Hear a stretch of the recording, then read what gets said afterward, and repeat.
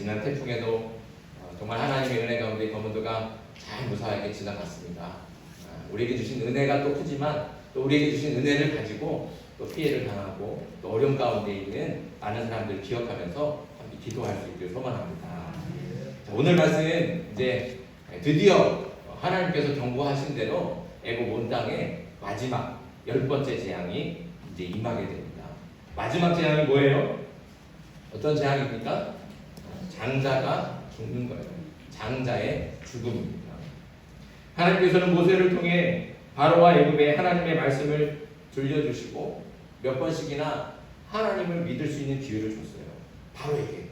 그리고 하나님의 말씀을 듣고 그 말씀대로 행할 수 있도록 기회를 여러 번 주신 거예요.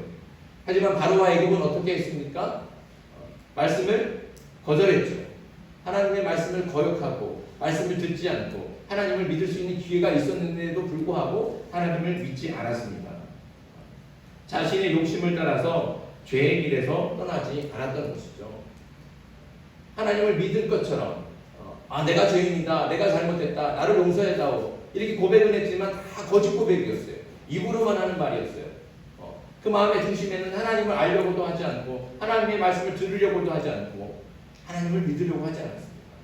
온전히 자기 욕심에 사로잡혀서 어떻게 이 길을 먹으면 할까? 거짓말로 얘기를 했던 것이죠.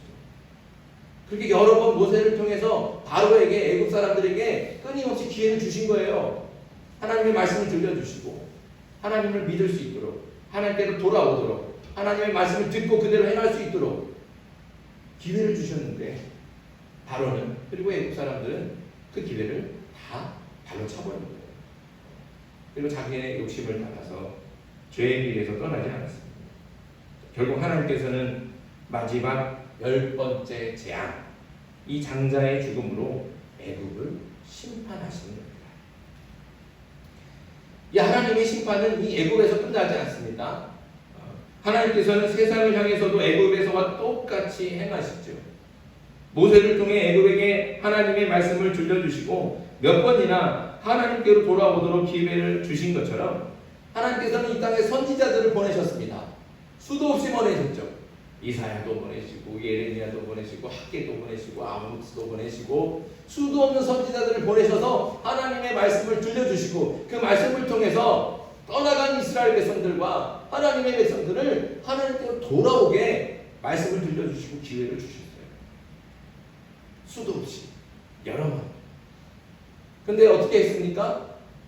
하나님의 말씀을 듣지 않았어요. 하나님께로 돌아오지 않았어요.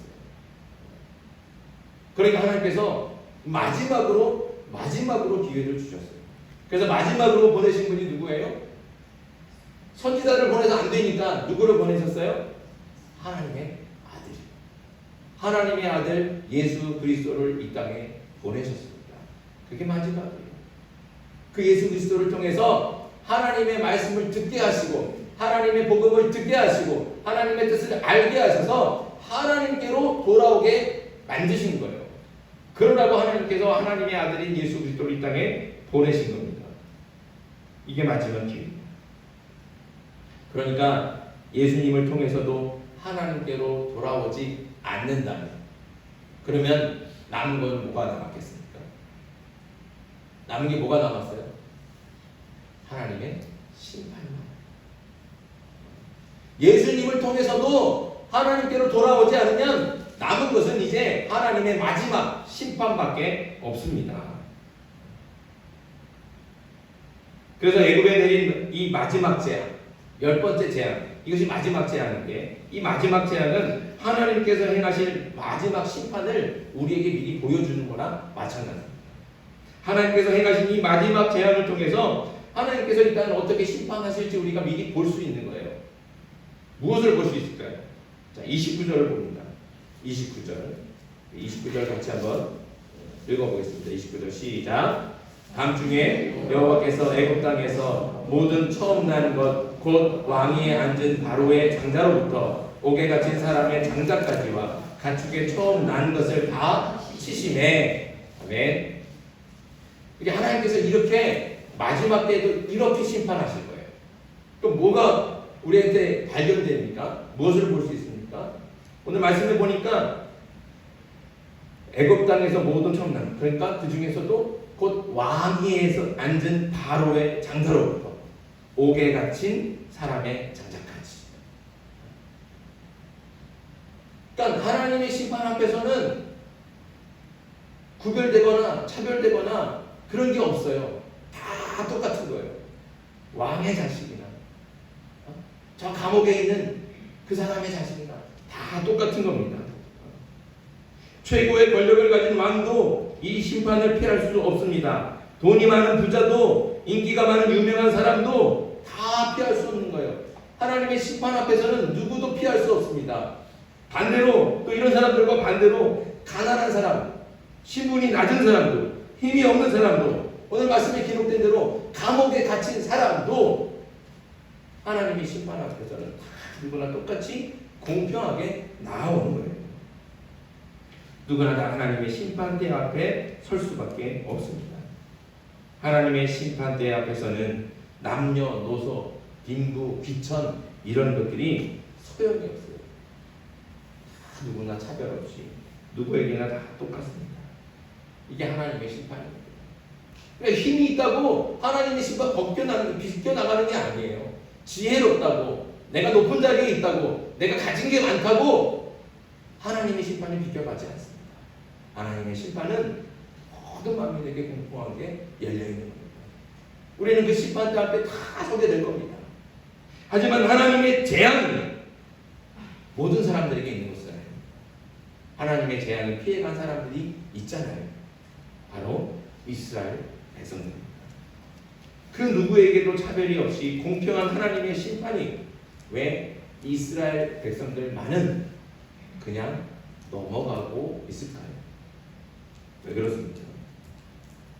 이스라엘이 애국보다 더 착한 백성이라 그런가요?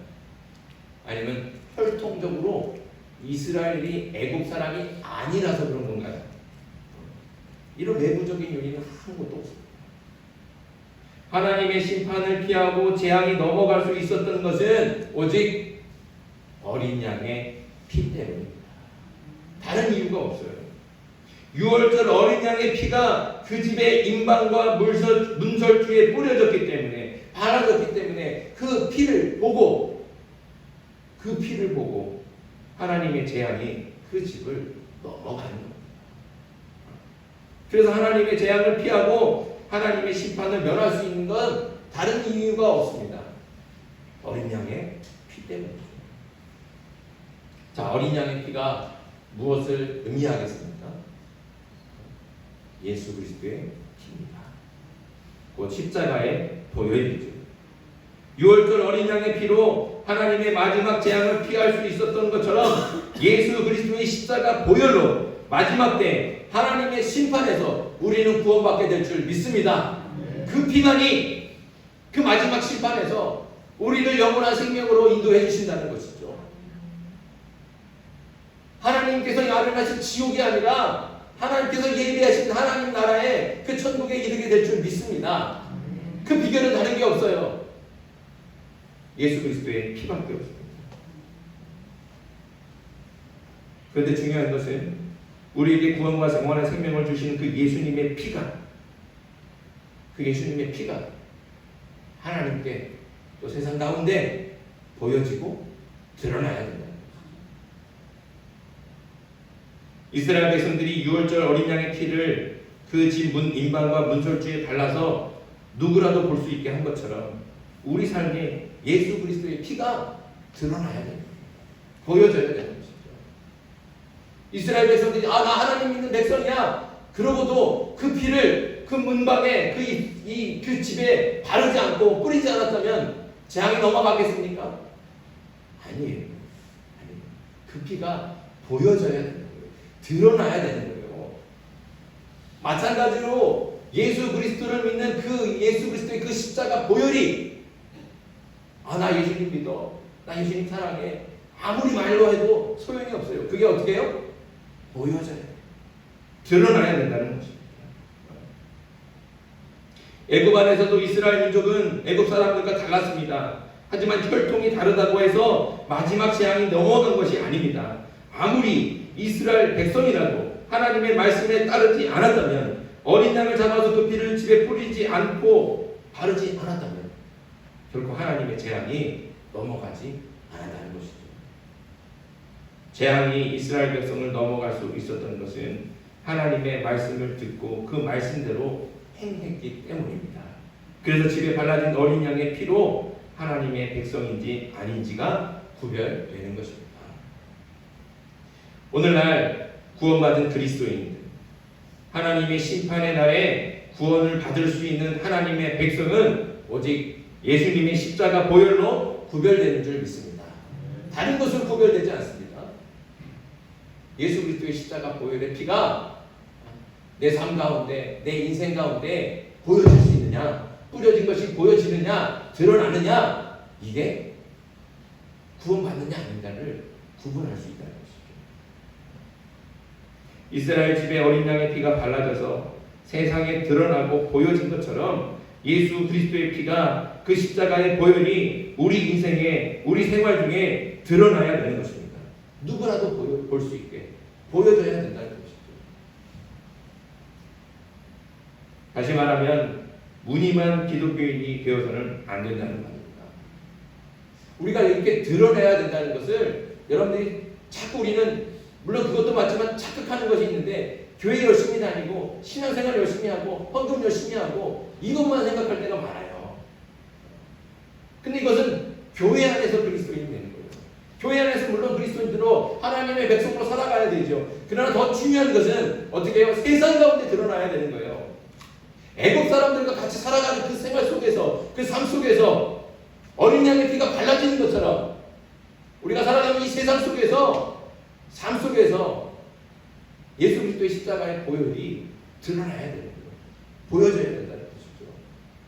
그래서 단순히 교회 나오고 기도 잘하고 이것으로 드러나지 않습니다. 무엇으로 드러나겠습니까? 예수 그리스도의 삶으로 드러나는 거예요. 자기를 죽이고 자기를 죽기까지 사랑하신 그 사랑과 헌신과 섬김과 나는 섬김을 받으러 온 것이 아니라 섬기러 왔노라 말씀하신 그 말씀대로 가장 낮은 곳에 오셔서 가장 천한 사람들을 사랑하시고 섬기는 그 예수 그리스도의 삶, 그 삶이 예수 그리스도의 보혈의 피를 증거하게 될 줄 믿습니다. 우리가 이렇게 그리스도의 피가 드러나지 않고 살아가는 것은 그것은 세상 사람들과 똑같이 되는 거예요. 애국 사람들과 똑같이 되는 거예요. 무늬만 있어서는 안 된다는 것이죠. 말로만 하나님을 믿는 사람이 되어서는 안 되는 겁니다. 말로는 교회에 다닌다고 떠들고 그러나 생활 속에서는 세상 사람들과 아무 차이가 없고 구별이 없고 그리스도인인 것이 전혀 드러나지 않는 사람은 결코 진정한 그리스도인이 아니라는 것이죠. 이런 사람은 애국 사람과 다를 게 없습니다. 애국 사람과 다를 게 없으니 재앙이 넘어갈 수가 없는 겁니다. 심판을 피할 수 없습니다. 또 어떤 사람들은 직장이나 사회에서 자신이 그리스도인인 것을 숨기는 사람들도 있습니다. 왜 그렇습니까? 자기가 그리스도인인 것이 드러나면 혹시라도 불이익을 당할까봐, 피해를 볼까봐, 왕따를 당할까봐 여전히 우리는 그 직장 가운데서 내가 그리스도인임을 당당하게 드러내지 못하는 사람들도 아직도 많이 있어요. 그래서 오히려 믿지 않는 척, 교회 안 다니는 척, 세상 사람들과 똑같이 말하고 행동하는 겁니다. 그러니까 구별이 안 돼요. 구별이. 차이가 안 나는 거예요. 하나님의 재앙이 하나님의 백성을 어떻게 구별하고 지나갈 수 있겠습니까? 하나님께서는 마지막 때에 반드시 이 세상을 양과 염소로 구분하신다고 말씀하셨어요. 마지막 때에 반드시 이렇게 하실 겁니다. 마지막 심판 때 앞에서 세상의 모든 사람들의 인생을 반드시 판단하실 것입니다. 그때 우리가 살 수 있는 길은 오직 예수 그리스도의 피밖에 없습니다. 그 십자가의 보혈밖에 없습니다. 돈도 권력도 명예도 성공도 다 소용없습니다. 가난하다고 불쌍하다고 봐주는 것도 없습니다. 오직 예수 그리스도의 십자가 보혈만이 우리를 구원하게 되는 줄 믿습니다. 그러니 이스라엘 백성들이 유월절 어린 양의 피를 자신의 집에 발라서 구별했던 것처럼 예수님의 피를 내 삶에, 내 인생에, 내 생활 속에 짙게 뿌려서 세상 속에서 구별된 모습으로 드러나야 될 줄 믿습니다. 저와 여러분이 이렇게 드러나야 되는 거예요. 누가 보더라도 저 사람 정말 예수 믿는 사람이구나. 그게 저 사람 예수 믿는 사람인데 왜 저렇게 살아? 이런 게 아니에요. 이런 구별이 되는 게 아니에요. 오히려 하나님을 모독하는 것이죠. 하나님의 영광을 가리는 겁니다. 우리가 구별되어야 된다는 것은 하나님의 영광이 드러나야 되는 거예요. 그러려면 어떻게 살아야 돼요? 정말 저 사람은 교회 다니더니 정말 달라졌구나. 변화됐구나. 다르구나. 이렇게 드러나야죠. 삶 속에서, 생활 속에서. 교회에서만 우리끼리 정말 당신의 믿음 좋습니다. 우리끼리 칭찬하는 거 물론 우리도 이렇게 칭찬하고 격려하고 살아야 되죠. 그러나 그것만으로 만족해서는 안 돼요. 내가 칭찬받는다고 교회에서 우리 집사님, 우리 장로님이 나 칭찬해줬다고 그래서 그거 가지고 만족하면서 살아가는 거 그것만으로 안 돼요. 우리는 세상 속에서 드러나야 돼요. 어둠 속에서는 빛이 드러날 수밖에 없습니다. 그렇지 않습니까? 작은 빛이라도 아무리 작은 빛이라도 어둠 속에서는 드러날 수밖에 없어요. 빛날 수밖에 없어요. 이 어두운 세상 가운데서 내가 십자가의 보혈로 하나님을 믿는 사람, 예수 그리스도를 믿는 사람이다 라고 말할 수 있다면 아무리 작아도 우리는 빛으로 빛나야 될 줄 믿습니다. 이 어둠을 바뀔 수 있는 작은 빛이 되어야 될 줄 믿습니다. 그렇게 드러나고 구별돼야 됩니다. 그렇게 구별될 수 있는 것은 우리 삶에 예수 그리스도 그 십자가의 보혈이 드러나는 것이죠. 보여지는 것입니다. 그것이 십자가의 보혈의 피가 드러난다는 것은 다시 말씀드리지만 말씀을 듣고 행하는 거예요. 행하는 거. 이스라엘 백성들이 하나님의 말씀을 듣고 그대로 따랐잖아요. 그렇죠? 유월절 어린 양을 잡고 그 피를 그 집에 바르고 밤새서 그 가족들과 함께 나누어 먹은 거예요. 이스라엘 백성이라도 하나님의 말씀을 듣더라도 그대로 행하지 않은 사람들은 재앙을 넘어갈 수가 없습니다. 그러니까 그 피가 그 집에 발라졌다, 뿌려졌다. 이것은 말씀을 듣고 행했다는 것이죠. 예수 그리스도의 십자가 보혈이 우리 삶 가운데, 우리 생활 속에, 우리 인생 가운데 뿌려지고 보여진다는 것은 그 말씀이 우리 삶 가운데 실천이 된다는 것이죠. 그 말씀대로 듣고 행한다는 것입니다. 주님께서 말씀하시잖아요. 원수를 사랑하라. 그럼 어떻게 해야 되는 거예요? 좋은 말씀이다. 좋은 말씀이다. 그냥 좋은 말씀으로 마음에만 있으면 되겠습니까? 아니에요. 예수 그리스도의 보혈의 십자가 그 피가 뿌려지는 것은 그 말씀을 듣고 행하는 거예요. 그래야 십자가 보혈의 피가 우리 삶 가운데 뿌려지고 보여지고 드러나는 거예요. 그렇게 말씀을 듣고 행하는 사람이 되길 소망합니다. 말씀을 듣고 행하는 믿음의 사람이 되길 소망합니다. 말씀을 듣고 행함으로 우리 삶 가운데 십자가의 보혈이 드러나고 보여지는 그런 믿음의 삶이 되길 간절히 소망합니다. 그것이 세상과 구별된 진짜 그리스도입니다. 그래서 오늘 말씀 속에 또 눈에 들어오는 말씀이 있는데 그게 바로 38절의 말씀입니다. 우리 38절 같이 한번 읽겠습니다. 38절 시작. 수많은 잡족과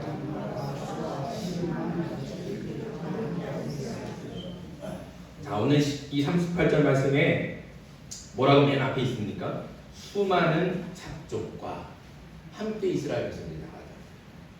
이스라엘이 애굽을 나올 때 순수하게 이스라엘 민족만 나오질 않았습니다. 38절 그 말씀 그대로 혈통적으로 이스라엘 민족이 아닌 다른 민족들, 쉽게 말하면 누구예요? 이방 민족이에요. 이방. 그것도 어떻게 해요? 각각 다른 수많은 민족이 같이 따라 나간다는 거예요. 그러니까 이스라엘이 애굽에서 건진받고 구원받을 때 이스라엘 민족이 아닌 다른 민족들도 함께 구원을 받은 거예요. 그렇다면 어떻게 다른 민족이 이방 민족이 이방 족속이 어떻게 출애굽하는 이스라엘 민족과 함께 섞여서 하나님과 함께 같이 나오고 그 구원받을 수 있을까요? 이들은 애굽에서 일어난 10가지 재앙을 다 보았습니다. 그냥 본 것이 아니라 함께 경험했습니다. 그리고 이 모든 일을 행하신 분이 바로 하나님이신 것을 깨닫게 된 것이죠. 결정적으로 어린 양을 잡아서 그 피를 문에 바르고 그 집에서 고기를 함께 먹는 그 유월절을 이 이방 민족들도 이스라엘 민족들과 똑같이 행하는 거예요.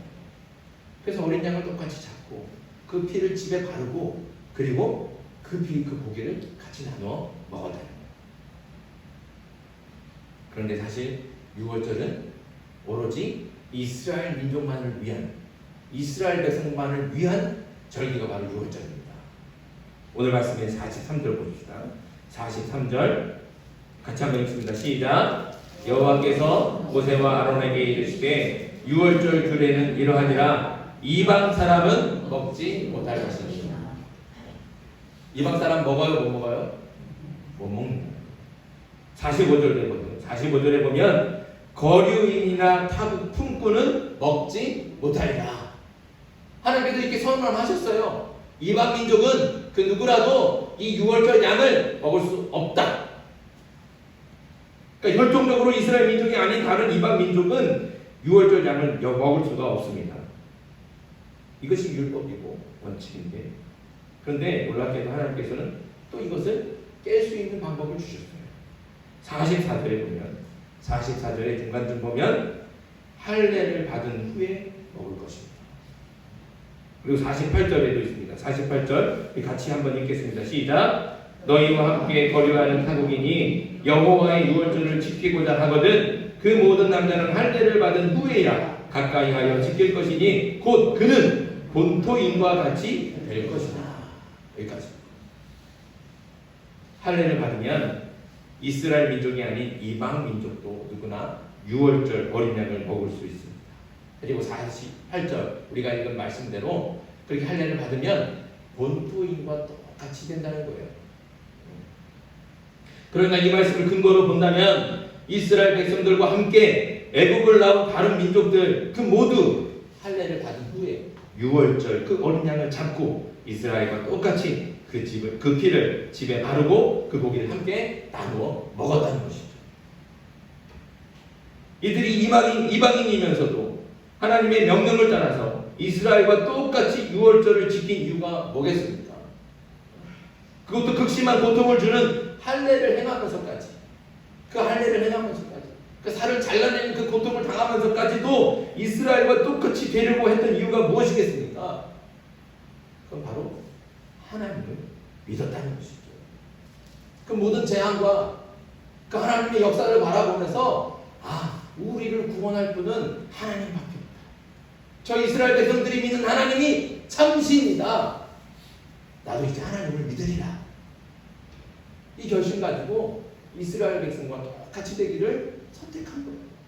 그래서 할례를 행하고 그리고 이스라엘 백성들과 똑같이 유월절 어린 양을 잡고 유월절 그 어린 양을 같이 나누어 먹었다는 거예요. 그래서 재앙이 그 이방 민족들도 넘어간 거예요.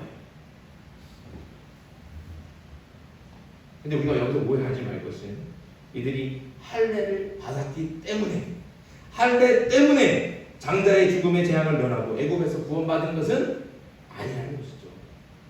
할례 때문에 그런 것이 아니에요. 이들은 애굽에서 벌어진 이 놀라운 일들을 통해서 하나님을 보았습니다. 그리고 그 모든 일을 행하신 하나님을 믿었던 것이죠. 이렇게 하나님을 믿기 때문에 혈통적으로 이스라엘 민족이 아님에도 불구하고 이스라엘과 똑같이 구원을 받을 수 있었던 겁니다. 결국 그 구원의 조건은 뭐예요? 그들이 이방 민족이지만 이스라엘과 같이 구원받을 수 있었던 이유는 무엇입니까? 할례입니까? 아니라니까요. 믿음입니다. 하나님을 믿는 거예요. 구약시대에 하나님께서 이스라엘 민족만을 구원하신다고 생각하는 것은 오해입니다. 오늘 말씀을 통해 보듯이 하나님께서는 혈통이나 신분이나 지위나 재물의 많고 적음을 보시는 분이 아닙니다. 하나님께서는 사람의 외모를 보시지 않죠. 무엇을 보십니까? 그 마음의 중심에 있는 믿음을 보시는 줄 믿습니다. 하나님께서 보시는 것은 다른 게 아니에요. 우리 마음에 진실하게 하나님을 믿느냐, 이것을 보신다는 것이죠. 그래서 오직 믿음으로만 구원받습니다. 믿음만이 구원의 유일한 조건이며 이유입니다. 이것은 지금도 마찬가지죠. 우리를 구원하신 하나님께서는 우리의 다른 것을 보시는 것이 아닙니다. 오직 믿음만 보십니다. 그러니 하나님 앞에 부끄러움이 없는 믿음으로 바르게 설 수 있는 저와 여러분들이 되길 간절히 바랍니다. 결국 이 믿음이 세상과 구별하는 차이라는 것이죠. 애굽 사람과 이스라엘 백성을 구분하는 건 뭐예요? 혈통이 아닙니다. 혈통이 아니에요. 뭐예요? 믿음.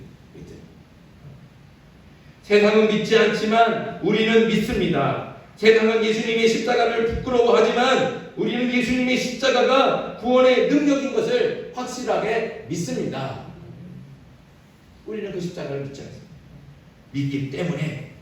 우리가 믿기 때문에 말씀대로 행하는 겁니다. 믿지 않으면 말씀대로 행하지 않습니까? 믿지 않는데 뭐하러 번거롭게 어린 양 잡고 그 피를 그 민에 더럽게 눈에 바르겠습니까? 그렇게 행할 수 있는 건 뭐예요? 믿기 때문에 행하는 거예요. 믿기 때문에. 그 다시 거꾸로 얘기하면 진짜 믿음은 말로 행함. 나 믿습니다. 백날 얘기해도 행함이 없으면 믿음은 가짜 믿음이 되는 거예요.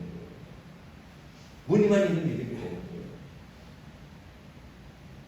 우리가 진짜 예수 그리스도를 믿는다면, 하나님을 믿는다면 그 말씀이 우리 삶 속에서 행동으로, 삶으로, 생활로 사라지고 보여져야 될 줄 믿습니다. 그렇게 믿기 때문에 행하는 것이죠. 이 믿음이 세상에 드러나는, 그리고 세상에 보여지게 하는 예수 그리스도의 피, 보혈의 피가 되는 줄 믿습니다.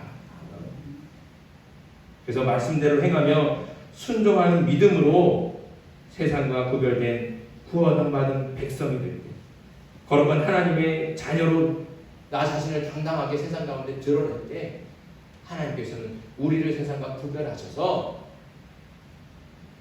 마지막 재앙 속에서도 심판 가운데서도 우리를 구별하여 하나님의 구원으로 이끌어 주실 줄 믿습니다. 그러니 그렇게 이 세상 가운데 살아가지만 우리가 세상과 구별된 세상으로 밖으로 살 수가 없어요. 세상 밖으로 나가서 살 수가 없어요. 우리는 세상 속에서 사는 겁니다. 세상 사람들과 함께 살아가는 거예요. 그러나 어떻게 해요? 우리는 구별해야 되는 것이죠. 예수 그리스도의 그 보혈의 피로 내가 예수 그리스도를 믿는 그리스도인임을 당당하게 드러내고 보여주는 것, 구원받은 삶을 세상 속에서 또 삶 속에서 증거할 수 있는 저와 여러분들이 될 수 있기를 주님의 이름으로 축복합니다. 이제 우리 찬송가 265장